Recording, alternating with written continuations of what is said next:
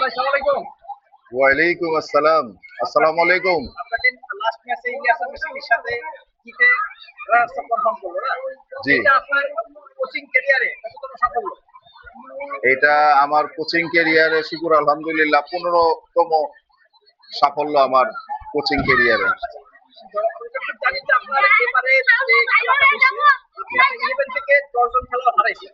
জি, এই 10 জন খেলোয়াড়ের পুরো আপনি রানার্স আপ কিভাবে সম্ভব হলো এটা? এটা মূলত আমার পূর্বাচল পরিষদ ক্লাবের যে ম্যানেজমেন্ট, আমাদের প্রিপারেশনটা সবার আগে ছিল। আমরা টিম হান্টিং করছি,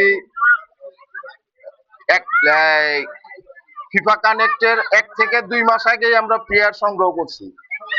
ওই দিক থেকে বাছাইয়ের পরে আমরা এই টিমটা গঠন করছিলাম, যেহেতু আমরা জানতাম না যে ন্যাশনাল টিমে প্লেয়ার ছেড়ে দিতে হবে।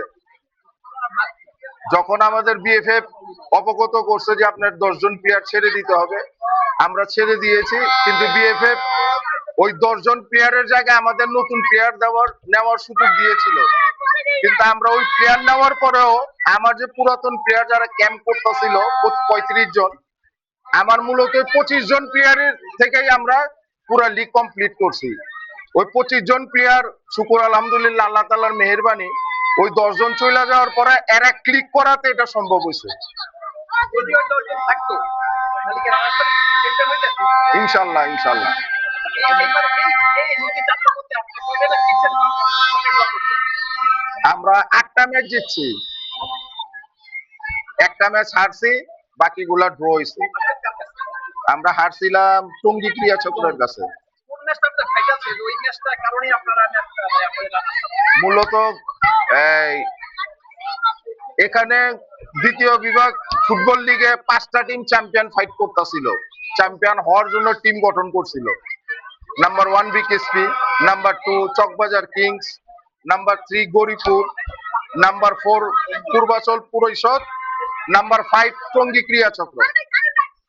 আমরা টঙ্গী ক্রিয়া চক্রের সাথে হারছি, গরিপুরের সাথে 3-0 গোলে জিতছি, বিকেএসপির সাথে 3-0 গোলে জিতছি, চকবাজার কিংসের সাথে 1-1 গোলে ড্র হয়েছে।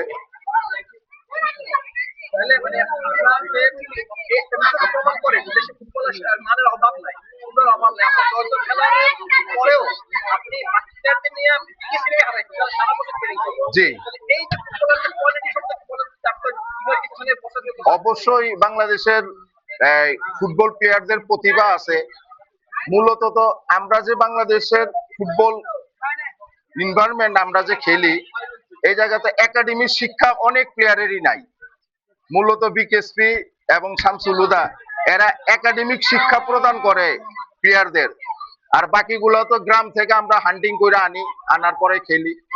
এই উদীয়মান ফুটবল খেলোয়াড়দের যদি লং টাইম ভালো কোচের মাধ্যমে যদি ট্রেনিং হয়, আমার আশা যে বাংলাদেশের ফুটবল অনেক দূরে এগিয়ে যাবে। আপনার এই ফুটবল ক্যারিয়ারে যতগুলো সাফল্য আছে সবচেয়ে সেরা সাফল্য কোনটা?